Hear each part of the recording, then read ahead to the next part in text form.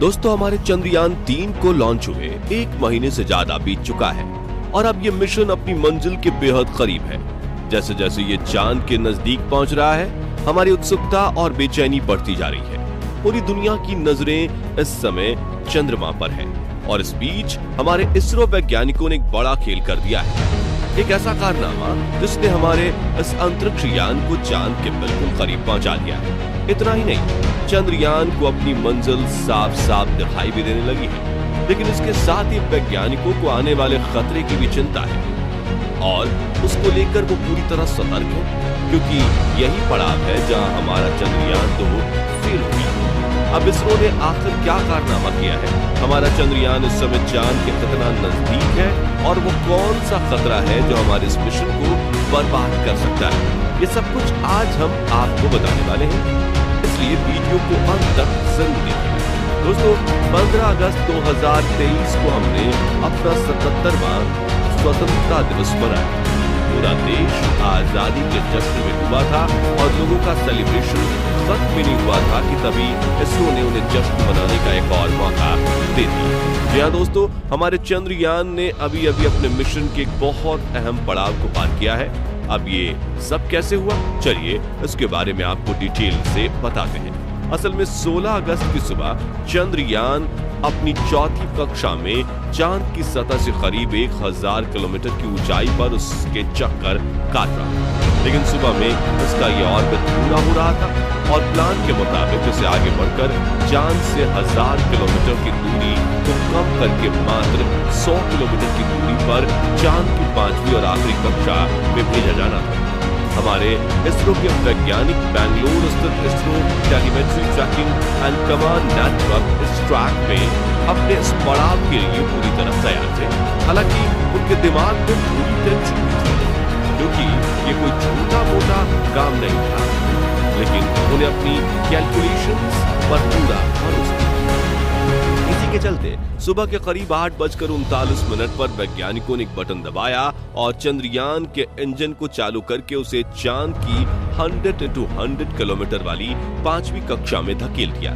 अब ये कहने में जितना सिंपल है, असल में करना उतना ही ज्यादा कॉम्प्लेक्स, क्योंकि वैज्ञानिकों को लाखों किलोमीटर दूर पृथ्वी पर बैठे बैठे ही अंदाजा लगाना था कि चांद को एग्जैक्टली किस समय, किस दिशा और किस रफ्तार से आगे भेजना है और ऐसा करने के लिए उन्हें कितनी देर तक और कितनी पावर से इंजन को चालू करना होगा, क्योंकि इस काम में गलती की गुंजाइश बिल्कुल ना के बराबर थी। एक छोटी सी मिस कैलकुलेशन पूरे मिशन को बर्बाद और अब तक की गई सारी मेहनत पर पानी फेर सकती थी। लेकिन हमारे वैज्ञानिकों ने बिना कोई गलती किए इस काम को सफलतापूर्वक अंजाम तक पहुंचा दिया। इसके लिए वैज्ञानिकों ने सिर्फ 1 मिनट के लिए चंद्रयान के इंजन को ऑन किया था और कुछ ही पलों में ये चांद की 5वीं कक्षा में स्थापित हो गया था। ये पड़ाव इस मिशन के लिए बहुत बड़ी अचीवमेंट थी, क्योंकि ये चांद पर चंद्रयान का आखिरी ऑर्बिट था। यही वजह है कि इस खबर ने लोगों के आजादी के जश्न में 4 चांद लगाने का काम किया है। लेकिन कहानी सिर्फ यही खत्म नहीं होती, बल्कि इसके बाद चंद्रयान ने सिर्फ 24 घंटे के अंदर ही एक और ऐसा कारनामा कर डाला कि अब चांद बस 2 कदम दूर नजर आ रहा है। दरअसल 100x100 की कक्षा में एंटर करने के बाद इसरो के वैज्ञानिकों ने प्रपल्शन मॉड्यूल और विक्रम लैंडर को एक दूसरे से अलग कर दिया है। ये काम भी काफी टेक्निकल और कॉम्प्लिकेटेड था। इसके लिए वैज्ञानिकों ने बिना इसकी गति में कोई छेड़छाड़ किए इन दोनों हिस्सों को जोड़ने वाले हुक्स को खोल दिया। अब क्योंकि लैंडर और प्रोपल्शन मॉड्यूल दोनों ही की गति एक समान थी, इसलिए हुक खोलने के बाद भी एक दूसरे से एक झटके में अलग नहीं हुए। इसको स्मूथली बिना कोई नुकसान किए अंजाम देने के लिए वैज्ञानिकों ने लैंडर की स्पीड को थोड़ा सा बूस्ट किया।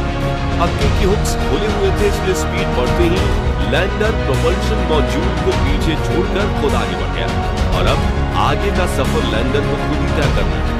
इसके लिए इसरो का प्लान ये है कि 18 और 19 अगस्त को लैंडर की डीऑर्बिटिंग स्टार्ट कर दी जाएगी, यानी इसके ऑर्बिट को छोटा करने के साथ चांद की सतह से इसकी दूरी भी कम की जाएगी। इस तरह आने वाले 1-2 दिन में विक्रम लैंडर 100 × 30 किलोमीटर की कक्षा में पहुंच जाएगा और इसी तरह धीरे धीरे आगे बढ़ते हुए पहले ये अपनी लैंडिंग साइट को डिटेक्ट करेगा और उसके बाद अपने रेट्रो बूस्टर्स की मदद से 23 अगस्त के दिन शाम को करीब 5:47 पर हमारा चंद्रयान चांद की सतह पर उतर जाएगा।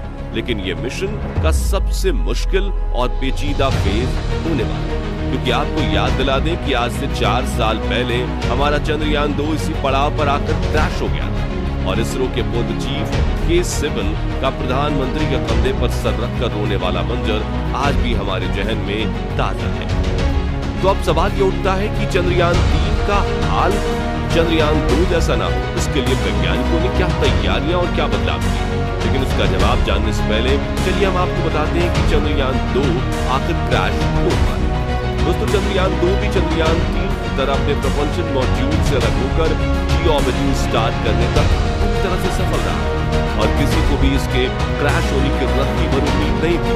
लेकिन हुआ ये कि लैंडर के ऑन बोर्ड गाइडेंस सिस्टम ने एल्टीट्यूड का ओवर एस्टिमेशन कर लिया, यानी लैंडर एक्चुअली जिस ऊंचाई पर था सिस्टम को लगा कि उससे कहीं ज्यादा ऊपर है। अब इससे हुआ ये कि कंप्यूटर सिस्टम के नीचे जाने की जो गति जितनी जरूरी थी उतना कम नहीं किया गया, क्योंकि उसे लगा लैंडर अभी काफी ऊंचाई पर है।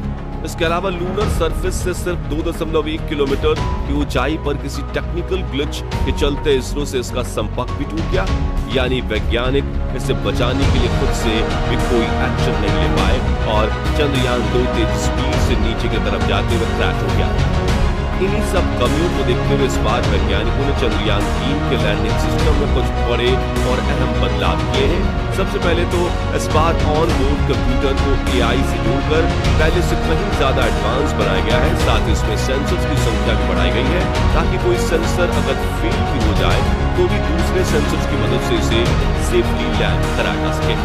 इसके अलावा इस बार लैंडर में लेजर कॉप्लर वेलोसिटी मीटर यानी LTV और लैंडर हॉरिजॉन्टल वेलोसिटी कैमरा यानी कि LHVC ये 2 बेहद अहम एडवांस उपकरण लगाए गए हैं।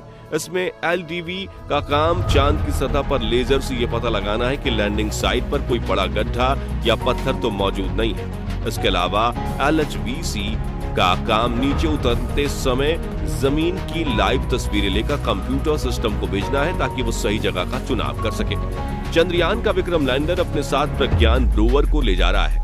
ये एक 6 टायर और 27 किलो वजन वाला बेहद एडवांस रोवर है और इसकी मदद से ही चंद्रयान 3 अपनी रिसर्च और शोध के काम को अंजाम देगा। चंद्रयान 3 कैलेंडर को कितना एडवांस बनाया गया है, इसका अंदाजा आप इसी से लगा सकते हैं कि अगर इसके सारे सिस्टम भी फेल हो जाएं तब भी ये सॉफ्ट लैंडिंग करने में सफल है, क्योंकि अभी कुछ दिन पहले इसरो के चीफ एस सोमनाथ ने एक इवेंट के दौरान ये कहा। ये सारी चीजें और सब बातें समझने के बाद हमें इस बात का पूरा यकीन है कि 23 अगस्त के दिन शाम को करीब 5:45 बजे हमारा चंद्रयान 3 चांद के दक्षिणी ध्रुव इलाके में जरूर लैंड करेगा और हमारे भारत का झंडा सिर्फ देश विदेश ही नहीं बल्कि चांद पर भी लहराता रहेगा। वैसे आपको क्या लगता है, हमारा चंद्रयान 3 इस बार कामयाब होगा या नहीं? अपना जवाब कमेंट के माध्यम से जरूर शेयर कीजिएगा। बाकी हमारी आज की इस वीडियो में बस इतना है। वीडियो अच्छी लगी हो तो इसे लाइक और शेयर जरूर करना और अगर आप चैनल पर नए हैं तो चैनल को सब्सक्राइब भी जरूर करें और यदि आप फेसबुक पेज पर हैं तो उसे फॉलो करना बिल्कुल ना भूलें। मिलते हैं जल्दी ही ऐसी एक और इंटरेस्टिंग वीडियो के साथ, तब तक के लिए गुड बाय।